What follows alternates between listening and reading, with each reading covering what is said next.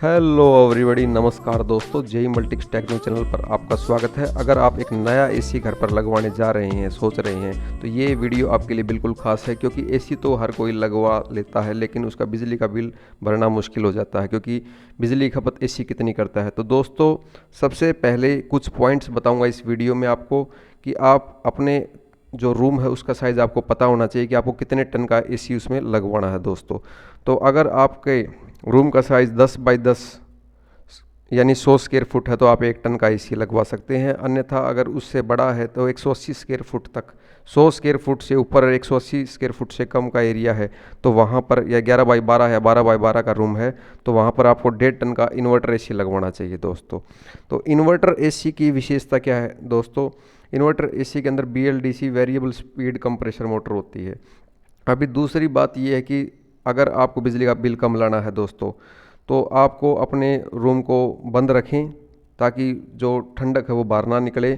और दूसरा की पॉइंट ये है कि आप अपने एसी को बाहर, मान लीजिए 35 डिग्री सेल्सियस तापमान है दोस्तों, तो आप 28 डिग्री पर इसको सेट रखें अगर आप बिजली का बिल कम लाना चाहते हैं। तो 27 भी रख सकते हैं, 26 भी। अगर आप 28 रखते हैं तो मान लीजिए 4 यूनिट खाता है, तो और 26 रखते हैं तो वहीं आपको 5.5 से 6 यूनिट देखने को मिलेंगी। कई लोग जो होते हैं वो एसी को स्टार्ट करके 18 या 19 पर सेट कर देते हैं, 17 पर कर देते हैं कि हमें ज़्यादा जल्दी कूलिंग मिलेगी। ऐसा कुछ नहीं है दोस्तों। टेम्परेचर डिग्री बाय डिग्री कम होता है, एकदम नहीं हो पाता है। तो इन्वर्टर एसी होता है वो फुल स्पीड में चलता है स्टार्टिंग में। जहाँ पर 1.5 टन का जो एसी है, लॉयड कंपनी का एसी है, 1750 वाट के करीब लेता है, यानी कि 1.25 यूनिट, 1.75 यूनिट जो है वो लगभग फर्स्ट आवर में कंज्यूम कर लेता है। उसके बाद जैसे मैं बता रहा हूँ 28 पर हमने सेट किया, वह बाहर का तापमान 35 है, तो दूसरे घंटे में जब दोस्तों वेरिएबल स्पीड मोटर होने के कारण ये 1.2 यूनिट खर्च करेगा, 1200 वाट का लोड लेगा। इसके अंदर टेम्परेचर सेट करने के लिए रिमोट में दिए होते हैं बटन्स। तो फ़ैन की जो स्पीड है वो आप मीडियम रखें, फ़ैन की स्पीड ज़्यादा ना रखें। और रात को या किसी भी टाइम आप इको पर करके छोड़ दें तो इको में 24 डिग्री सेल्सियस तापमान सेट होता है दोस्तों। तो ये लोयड का अनबॉक्सिंग की थी। ये इसका हेवल्स का ब्रांड है दोस्तों। ये इसका मॉडल नंबर है, 2022 का मॉडल है, लेटेस्ट मॉडल है। ठीक है दोस्तों, इंडोर और आउटडोर यूनिट इसके अंदर आई हैं। तो दोस्तों, फर्स्ट घंटे में कोई भी एसी है वो 1745 वाट लेगा, 1.5 टन का एसी लगभग। ठीक है, इसके अंदर। और जो बाद में धीरे धीरे जैसे कम हो जाएगी, जैसे आपकी 28 करके 28 टेम्परेचर अगर गेन हो जाता है, उस टाइम ये 500 550 वाट कंटिन्यू लेता रहेगा।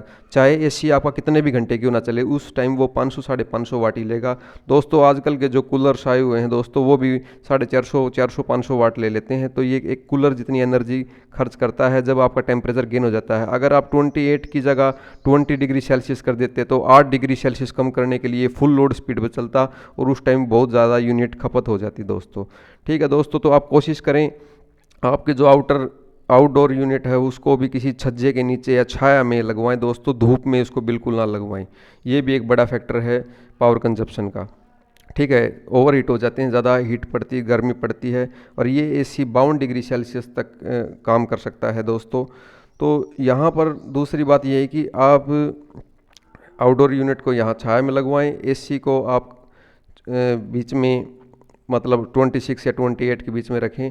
तो कुल मिलाकर फर्स्ट घंटे में 1745 वाट, 1.5 पौने 2 यूनिट, दूसरे घंटे में 1 यूनिट, तीसरे घंटे में पौना यूनिट या हाफ यूनिट लगती है। तो दोस्तों, कुल मिलाकर 5-6 घंटे अगर रात को हम चलाते हैं, 9 बजे चलाते हैं सुबह, तो 8-7-8 घंटे चलाते हैं, तो अपनी पावर कंजप्शन जो निकल के आती है वो लगभग 4.5-5 यूनिट निकल के आती है।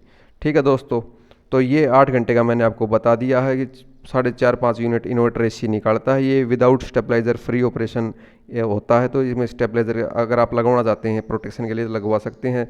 तो ये है दोस्तों, तो इसे आप ज़्यादा सेट ना करें, 16 या 18 पर सेट ना करें। तो धन्यवाद दोस्तों, फिर एक वीडियो मिलते हैं। धन्यवाद, नमस्कार।